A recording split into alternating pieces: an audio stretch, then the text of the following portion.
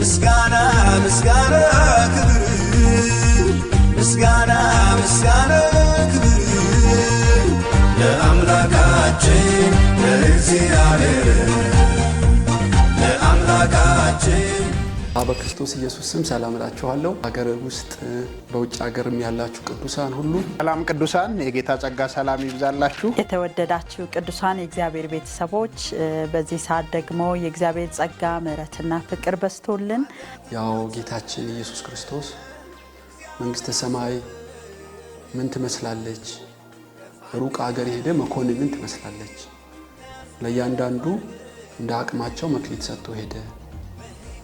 አንዱም ወዲያው ነገደበት። ጌታውም ሲመጣ ከትርፉ ጋር ሰጠው። አንተ ታማኝ በጎ ባሪያ፣ በጥቂቱ ታምናሃል፣ በብዙ ሾምሃለሁ አለው ይላል። እጅግ ደስ የሚል ዜና ልንነግራችሁ ከአያት መሪዎችን ወክዬ በፊታችሁ የምናገረው እንግዲህ ለኛ ወዲያው በመክሊታችን እንድንነግድ እግዚአብሔር ረድቶናል። ስብከት ጣቢያ በኮያ አካባቢ አደባባዩ ጋር ከፍተናል።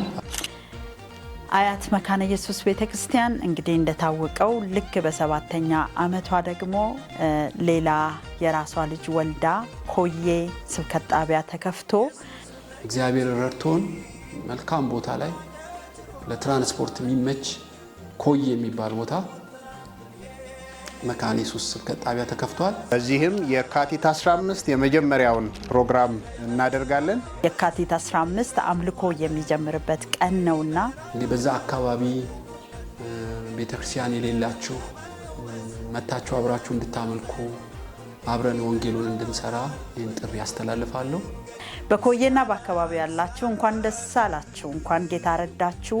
ቤተክርስቲያን ወደ እናንተ ስለመጣች ለልጆቻችሁ የምታሳድጉበት፣ ሰንዴይ ስኩልን የምታስተምሩበት፣ መጽሐፍ ቅዱስን የምታስተምሩበት ቤተክርስቲያን በአቅራቢያችሁ ስለተተከለ እንኳን ደስ አላችሁ። ደግሞ ወደፊትም እግዚአብሔር በሚሰጠን ራዕይና ጸጋ ወደምናገለግልበት ሁሉ አብራችሁን ከኛ ጋር እንድትቆሙ በጌታ ፍቅር እንጋብዛችኋለን።